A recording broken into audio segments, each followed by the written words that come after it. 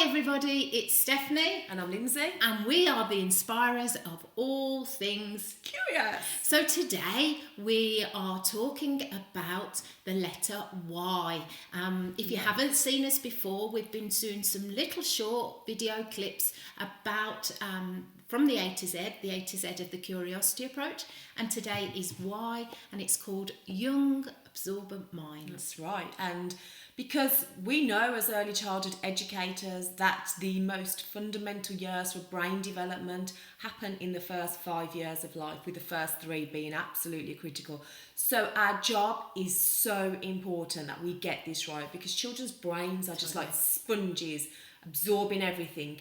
And Maria Montessori talks about a stage in a child's development, the absorbent mind stage, and that's the stage where things that you can't see are happening. Totally. You know, we see the crawling stage, we see the talking stage, we see the walking stage and the teeth falling out stage of child development. That's very obvious to us. But there are so many other things that are happening within a child's brain that are also fundamental, that we should be recognising. And that's why our environments play such an important part within our jobs within early years. And it's so important that we get the environment full of open-ended resources and items of curiosity to trigger and to stimulate those brain cells. To stimulate that creativity. And, you know, we have the right side of the brain that connects to the left side of the brain, and that usually happens at 7 years old. And that right side of the brain is, as Lindsay said, about creativity, imagination, investigation, all those things. It's not about the academics, the ABCs, the numbers. We can't see that.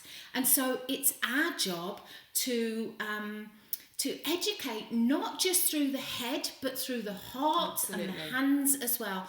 And so at Curiosity Approach settings, we set up our environments to meet the needs of all the children, all their learning styles, and just ensure that we're educating them through the heart as well. And when children lead their own learning, so it's not drip-fed through their heads. When children lead their own learning, they will take it to the level that they possibly can.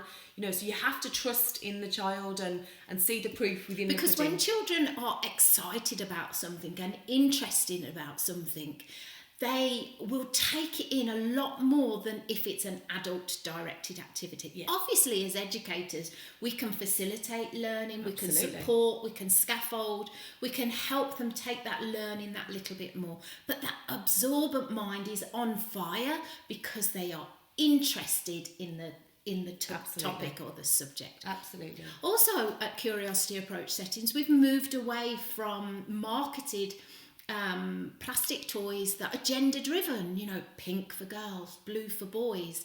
And there's the argument nature, nurture. But research shows that children are heavily influenced by toys. So at Curiosity Approach settings, we ensure that children have a wealth of resources that enables them to use and participate in whatever they want.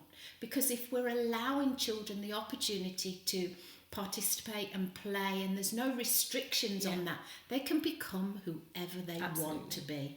Absolutely. And so our home corners, our role play, will have a range of real resources, not just pink, you know, not just pink teacups or pink dressing up clothes, because in a child's mind, they've already had influences from pink is for girls. Yeah, and you would notice on those teacups, and it's very stereotypical, you wouldn't find the Marvel characters, so you don't really find like Spider-Man teapots and stuff. It's very gender driven. And children are absorbing all this, so surely we should be freeing children's minds, allowing them the opportunity to access whatever they want, and knowing that they can achieve whatever they want and be whoever they want. And as humans, we have an innate skill of knowing when something has been real and alive, and plastic is not real. It's never been alive. It's come from the oil and mineral family, which has no living organisms. When you fill your environment with natural resources, we have an intrinsic, innate connection with nature and what nature has to offer. Yeah, and also a scientist talks about, it's a term, he coined a term, biophilia, that children are losing that connection to nature. When we fill our environments with plastic, children are losing that love of nature and how to respect nature long into their adult lives if they're never having opportunity to handle natural resources. Or even just be out in nature daily. Oh, what better place.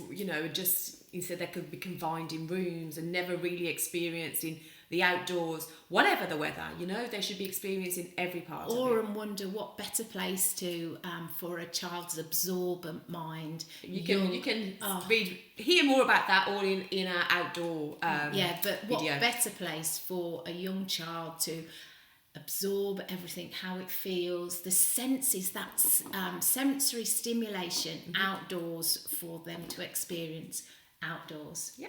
So that's us, really. That's why the young absorbent mind. Check out previous videos if you haven't seen them. We'd love to share them with you. Thanks a lot. Bye.